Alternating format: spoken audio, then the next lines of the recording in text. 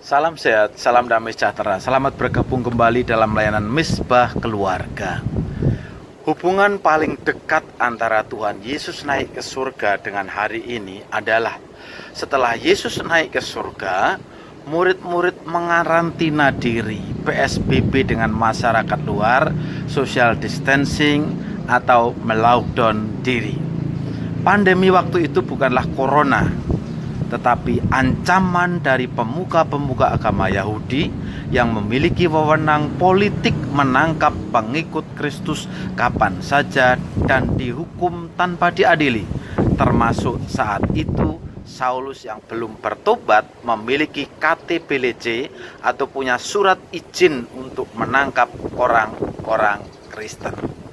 Pada suatu hari ketika ia makan bersama-sama dengan mereka, ini Yesus maksudnya, ia melarang mereka meninggalkan Yerusalem dan menyuruh mereka tinggal di situ menantikan janji Bapa yang demikian katanya.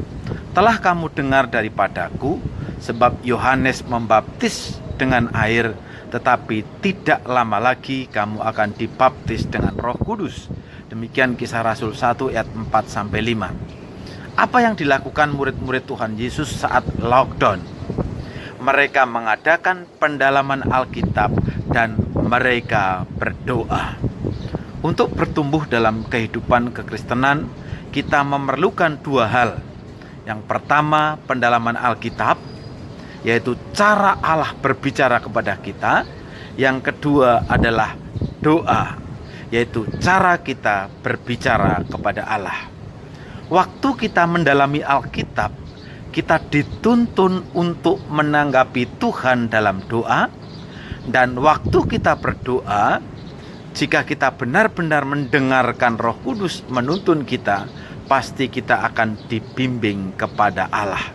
Itulah sebabnya pohon pola hidup orang beriman Misbah Keluarga hari ini berjudul Pentingnya Doa. Dalam bukunya How to Pray yang ditulis tahun 1900 oleh Ruben Torrey memberikan 11 alasan mengapa doa itu penting. Yang pertama, karena ada iblis.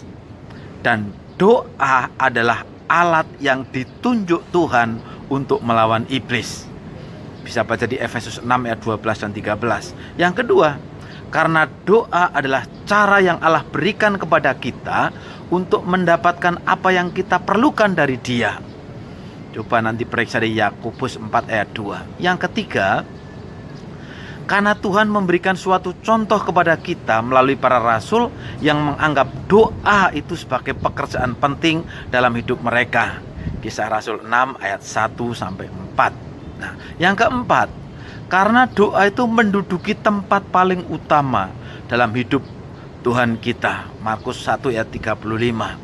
Yang kelima, karena doa adalah pekerjaan pelayanan Tuhan kita sekarang ini, yang sekarang menjadi pengantara kita di Roma 8 ayat 34. Kenapa doa itu penting bagi kita? Yang keenam, karena doa adalah alat yang ditetapkan oleh Allah bagi kita untuk menerima pengampunannya dan untuk menerima kasih karunia untuk mendapat pertolongannya pada waktunya. Ibrani 4 ayat 16. Kenapa doa itu penting? Yang ketujuh, karena doa adalah alat untuk mendapatkan sukacita Tuhan. Kenapa doa itu penting? Yang kedelapan, karena doa dengan pengucapan syukur adalah cara untuk memperoleh dan sebagai gantinya memperoleh damai sejahtera Allah yang melampaui segala akal. Filipi 4 ayat 6 dan 7. Kenapa doa itu sangat penting? Karena doa adalah cara yang ditetapkan untuk memperoleh kepenuhan Roh Kudus Allah. Lukas 11 ayat 13. Jadi jika kamu yang jahat tahu memberi pemberian yang baik kepada anak-anakmu, apalagi Bapamu yang di surga, Ia akan memberikan Roh Kudus kepada mereka yang memintanya kepadanya. Nah, yang ke-10, kenapa doa itu penting? Karena doa adalah alat yang kita pergunakan agar selalu berjaga-jaga dan waspada, karena kedatangan Kristus sudah dekat. Ini di Lukas 21 ayat 24 dan 36. Yang terakhir, kenapa doa itu sangat penting? Karena doa dipakai Allah untuk memajukan pertumbuhan rohani kita.